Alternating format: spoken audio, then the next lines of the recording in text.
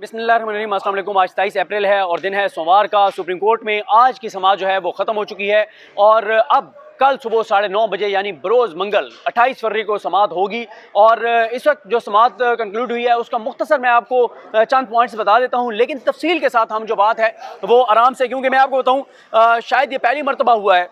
कि बहुत कम ऐसे केसेस में होता है कि इतने ज़्यादा, यानी 29 पेजेस के नोट्स हैं, 29 पेजेस के नोट्स हैं आज जो समाअत होती रही जो चीज़ें हैं। तो इसको हम ज़रा आराम से बात करेंगे एक चीज़ पे। लेकिन इस वक्त तक जो सूरत हाल है उसमें यह है कि अटार्नी जनरल पाकिस्तान ने जो बैरिस्टर शहजाद अता इलाही साहब हैं, जो वाकई हुकूमत के जानिब से वकील हैं, उन्होंने जो है वो हुकूमत की जानिब से हाथ खड़े कर दिए और उन्होंने वाज़े कर दिया है कि 90 रोज़ में इलेक्शन नहीं हो सकते। उन्होंने बड़ा कैटेगोरिकल कह दिया है कि 90 रोज़ में इलेक्शन नहीं हो सकते। और उनका ये कहना है कि क्योंकि वो जो इलेक्शन एक्ट में जो 54 से 58 रोज़ का लिखा हुआ है कि जो शेड्यूल देना होता है, तो अब क्योंकि 54 से 58 रोज़, अगर आज उन्होंने कहा कि अगर जिस दिन सदर ने 20 फरवरी को इलेक्शन की तारीख दी थी, अगर उस दिन से इलेक्शन एक्ट की उस रिक्वायरमेंट को हम शुरू करते तो तब भी जाकर 25 अप्रैल को इलेक्शन हो सकते थे। दूसरा उन्होंने कहा कि अगर आज इलेक्शन की तारीख गवर्नर या ईसीपी जो भी दे दें या सदर अनाउंस कर दें तो भी 2 मई से पहले इलेक्शन नहीं हो सकते। ये बड़ा कैटेगोरिकल जो है वो कह दिया है जो अटार्नी जनरल पाकिस्तान है बैरिस्टर शहजाद अता इलाही साहब उन्होंने। और इसमें जो अदालत है, एक चीज़ तो बड़ी वाज़ेह है कि इलेक्शन की तारीख अब देनी पड़ेगी, 90 दिन में इलेक्शन की तारीख देनी पड़ेगी। और एक और चीज़ जो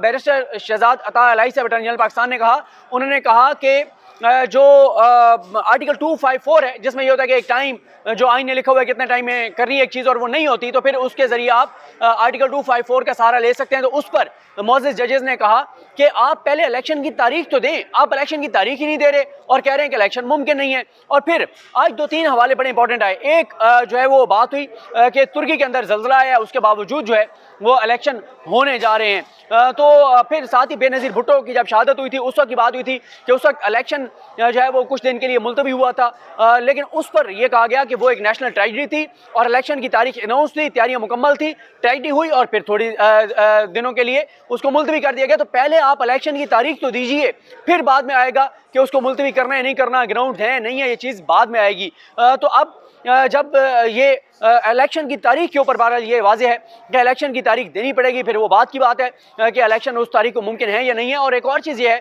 कि पीटीआई से मैंने पीटीआई के उनसे पूछा जब वो यहाँ प्रेस कॉन्फ्रेंस करके निकले, मैंने कहा आप क्या समझते हैं कि अब अटॉर्नी जनरल कह रहे हैं कि 90 दिन में तो इलेक्शन मुमकिन नहीं है, वो जो असम्बली की दलील से 90 दिन के अंदर अंदर, वो ये कहते हैं कि हमें ये सूट करता है कि इलेक्शन जो है वो मई में चला जाए, इलेक्शन जो है वो माह रमज़ान के बाद हो, ईद के बाद हो। तो वो ये कहते हैं कि उनको ये सूट करता है कि इलेक्शन जो है वो आगे चला जाए, क्योंकि माह रमज़ान के बाद इलेक्शन होगा तो वो समझते हैं कि टर्न आउट बेहतर होगा और तहरीक इंसाफ को इससे फ़ायदा होगा। अब एक और जो बड़ी इंपॉर्टेंट चीज़ जो आज जो मुनीब अख्तर साहब ने भी ये बात कही, जिसका फवाद चौधरी साहब ने भी प्रेस कॉन्फ्रेंस में हवाला भी दिया, जो पूरे पाकिस्तान को नज़र आ रहा है कि जनाब क्रिकेट मैचेस हो रहे हैं, हर जगह हो रहे हैं, वहाँ पे सिक्योरिटी भी मुयस्सर है, वहाँ पे सारे हैं, लेकिन इलेक्शन नहीं हो सकते। क्यों नहीं हो सकते? क्योंकि पीडीएम को सूट नहीं करता, क्योंकि नून लीग को सूट नहीं करता और इलेक्शन कमीशन उनके साथ मिल के खेल रहा है। इसमें अदालत ने जो है ये भी जो है इसकी ये जो बहाने हैं कि जनाब खुदा न खास्ता दहशतगर्दी हो रही है तो इलेक्शन नहीं हो सकते। देखें, जब हुकूमत यहाँ पर अदालतों में इलेक्शन कमीशन में खड़ी होकर और दहशतगर्दी को अपने सियासी मफाद में इस्तेमाल करती है तो फिर सोशल मीडिया पे बातें होती हैं कि फिर क्यों हुकूमत जो है वो दहशतगर्दी को अपने हक में इस्तेमाल करती है। एक अफसोसनाक चीज़ है। और फिर हम एक और चीज़ ये देखते हैं कि अगर हुकूमत जो है वो दहशतगर्दी से इतनी ज़्यादा खौफजदा है, यानी इतनी खौफजदा तो नहीं, यानी इतनी संजीदा उस मामले में, तो आप देख लें हमारे वफाकी वज़ीर दाखिला की सूरत हाल कि वो मरीम नवाज साहबा के चीफ सिक्योरिटी ऑफिसर बन के और पूरे पंजाब में जहाँ जहाँ वो जा रही हैं वो उनके साथ फिर रहे हैं। अच्छा, अब अदालत ये भी वाज़ेह तौर पर कह रही है कि इलेक्शन की तारीख तो देनी पड़ेगी। अब अदालत आज क्योंकि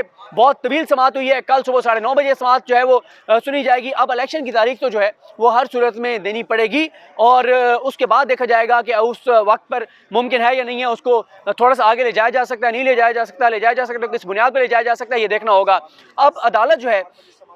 ये मुसलसल कह रही है कि एक और चीज़ बड़ी इंपॉर्टेंट है और वो ये है कि इलेक्शन कमीशन, इलेक्शन कितने इंपॉर्टेंट है मुल्क की बका के लिए, मुल्क की सलामती के लिए। और ये जो हमारी जो सिस्टम है यहाँ पे पाकिस्तान का जो आइन और उसके मुताबिक उस पर अदालत की जानिब से उसमें बैरिस्टर अली ज़फ़र साहब ने एक अहम नुक्ता उठाया। अली ज़फ़र साहब ने कहा कि इलेक्शन इतने इंपॉर्टेंट है कि इलेक्शन कमीशन को वो इख्तियारात दे दिए गए हैं इलेक्शन कराने के मामले में जो शायद सुप्रीम कोर्ट के पास हैं। यानी जब इलेक्शन कमीशन जो है वो इलेक्शन कमीशन को कराना होगा तो फिर तमाम इदारे कॉन्स्टिट्यूशनल ड्यूटी है उनकी कि उनको ओबे करना है इलेक्शन कमीशन ऑफ पाकिस्तान को। इसमें एक और जो डेवलपमेंट है वो ये है कि वैसे तो जो सदर पाकिस्तान होते हैं उनके जो नुमाइंदगी करते हैं अदालतों में वो अटॉर्नी जनरल पाकिस्तान करते हैं, लेकिन एक चीज़ अब ये हुई है कि सदर पाकिस्तान की जानिब से जो उनके सेक्रेटरी हैं वो पेश हुए और उन्होंने अदालत को बताया कि क्योंकि जो अटॉर्नी जनरल पाकिस्तान है वो अपना ओपिनियन एक्सप्रेस कर चुके हैं, वो अपना बता चुके हैं कि 90 दिन में इलेक्शन नहीं हो सकते और सदर पाकिस्तान जो है वो इलेक्शन की तारीख नहीं दे सकते थे। तो अब सदर पाकिस्तान जो है वो एक और वकील को इंगेज कर रहे हैं और उनका नाम है सलमान अकरम राजा साहब। सलमान अकरम राजा साहब जो हैं वो सदर पाकिस्तान की जानिब से होंगे। अब कल जो है 9:30 बजे जब समाअत शुरू होगी तो आबिद ज़ुबैरी साहब सुप्रीम कोर्ट बार एसोसिएशन की जानिब से और साथ ही जो आबिद ज़ुबैरी साहब हैं, आबिद ज़ुबैरी साहब जो हैं वो उनके भी वकील हैं, जो ये शोएब शाहीन साहब हैं उनके भी वो वकील हैं। उसके बाद जो है वो अटॉर्नी जनरल पाकिस्तान दलाइल देंगे। अटॉर्नी जनरल पाकिस्तान के बाद जो है वो दलाइल देंगे, अगर कोई एडवोकेट जनरल में से बात करना चाहेगा वो करेंगे। साथ ही फिर अगला जो होगा वो होगा फारूक नाइक साहब बात करेंगे पीपल्स पार्टी की जानिब से, पीडीएम की जानिब से, और साथ ही उसमें कोई ऐड करना चाहेंगे तो नून लीग के वकील जो हैं मंसूर उस्मान अवान साहब वो करेंगे। और उसके अलावा मंसूर उस्मान अवान साहब के अलावा जो है वो होंगे कामरान मुर्तज़ा साहब जो कि JUIF के जो हैं वो वकील हैं। तो ये अब कल इन नुकात पे अदालत ये मामला देखने जा रही है कि इलेक्शन की तारीख, क्योंकि देखें जो गवर्नर हैं पंजाब के गवर्नर हैं वो ये कह रहे हैं कि मैंने क्योंकि असम्बली को तहलील नहीं किया, क्योंकि मैंने दस्तखत नहीं किया असम्बली पे, तो लिहाजा मैंने इलेक्शन की तारीख नहीं देनी। और बैरिस्टर अली ज़फ़र साहब का फिर पॉइंट ये था कि अगर गवर्नर जो हैं वो कहते हैं कि मैंने तहलील नहीं की असम्बली, तो फिर यह है कि फिर जब गवर्नर नहीं कर रहे और आइन की रूह यह है, आइन ये कहता है कि गवर्नर को तारीख देनी है, और जब गवर्नर आइन के मुताबिक तारीख नहीं दे रहे तो फिर ये होगा कि फिर कानून जो है वो हरकत में आएगा, इलेक्शन एक्ट हरकत में आएगा। और इलेक्शन एक्ट में लिखा हुआ है कि सदर जो है वो इलेक्शन की तारीख या तारीखें देंगे, और जब इलेक्शन की तारीख या तारीखों की बात है तो उसमें फिर कौमी असम्बली के भी इंतखाबात का मामला है और उसमें जो है वो सूबाई असम्बलियों के भी जो है वो मामलात हैं। और साथ ही जो बेंच है उसमें एक ऑब्जर्वेशन जो है वो जमाल खान मंदोखेल साहब की बड़ी इंपॉर्टेंट है। जमाल खान मंदोखेल साहब जो बज़ाहिर पीडीएम को जमाल खान मंदोखेल साहब का वो डूबती पीडीएम को जमाल खान मंदोखेल साहब के इख्तिलाफी वो जो नोट है या उनके तहफ़्फ़ुज़ात हैं उसका सहारा है डूबती पीडीएम को, लेकिन उन्होंने भी एक बात की है। उन्होंने कहा 1995 का शायद वो बता रहे थे कि सुप्रीम कोर्ट बार के इलेक्शन थे, ज़लज़ला आया और उस वक्त बार ने कहा था नहीं इलेक्शन फिर भी होंगे, लेकिन बहरहाल ये बात भी हुई कि जिन एरियाज़ में वो जब तुर्की का हवाला आया मुझे याद आ गया तो उस वक्त ये कहा गया कि तुर्की के जिन एरियाज़ में ज़लज़ला है वहाँ पर तो इलेक्शन नहीं हो रहा लेकिन ओवरऑल शायद इलेक्शन हो रहे हैं, इस तरह की बात हुई है। तो अब वो निकलते हुए मैं यही फवाद चौधरी साहब को कह रहा था, मैंने कहा ये ना हो कि आप पूरी पीडीएम जो है वो मुसल्ले पे बैठ जाए और दुआ कर रही हो कि अल्लाह ताला माफ़ करे कि कोई खौफनाक किस्म का पाकिस्तान में ज़लज़ला है ताकि हमें जो है वो इलेक्शन में ना जाना पड़े, क्योंकि इस वक्त इनकी हालत यही हुई है कि ये इलेक्शन में नहीं जाना चाहते। उसके नतीजे में कुछ भी हो, मुल्क को कोई भी नुकसान हो, कोई भी सूरत हाल ख़राब हो, लेकिन इलेक्शन में पीडीएम किसी सूरत नहीं जाना चाहती, क्योंकि उसकी वजह आपको पता है। इस वक्त जो इन्होंने पिछले 10 माह में जो कौम के साथ किया है, जो आवाम के साथ किया है, जो सूरत हाल है वो आपके सामने, इसलिए ये इलेक्शन में जो है वो किसी सूरत में नहीं जाना चाहते। अब कल जो है वो इस चीज़ पे फाइनल होगा कि किसने जो है वो इलेक्शन की तारीख देनी है, और अगर वो नहीं देता फिर कौन देगा। और ये भी हो सकता है कि देखें जिस तरह से कासिम सूरी साहब के मामले में जो है वो पूरा एक शेड्यूल दे दिया था सुप्रीम कोर्ट ने, इसी तरह से दोस्त मजारी के केस में भी उन्होंने पूरा शेड्यूल दे दिया था कि वो जो जब हाई कोर्ट ने कि इस तारीख को ये होना चाहिए, ये होना चाहिए, और फिर ये भी कहा गया था कि जनाब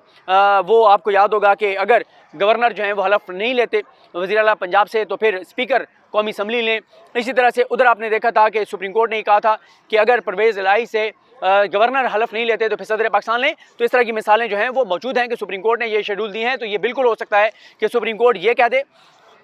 कि गवर्नर जो हैं वो इलेक्शन की तारीख दें फ़लाँ दिन को, यानी उस दिन को वो इलेक्शन की तारीख दें, अगर वो गवर्नर का कहते हैं या वो ECP का कहते हैं या वो सदर का कहते हैं, और उसके बाद ये चीज़ें होंगी तो सुप्रीम कोर्ट उसको कर सकती है। ये कोई बईद नहीं है, क्योंकि यहाँ पर आइनी रिक्वायरमेंट का मामला है। आइनी रिक्वायरमेंट यह है कि 90 रोज़ में इलेक्शन होने हैं, और अब अटॉर्नी जनरल पाकिस्तान कह रहे हैं कि हम ऑलरेडी उस बार को क्रॉस कर चुके हैं, 90 रोज़ में इलेक्शन जो है वो नहीं हो सकते, और वो ये कह रहे हैं कि जनाब अब हमें जो है वो 254 के ऊपर हम चले गए हुए हैं। आर्टिकल 254 इनका आर्टिकल जो कि ये कहता है कि अगर एक टाइम जो पीरियड है उसमें नहीं होता तो फिर उसको आर्टिकल 254 का जो है वो सहारा लिया जाता है। अब सुप्रीम कोर्ट ऑफ पाकिस्तान में कल जो है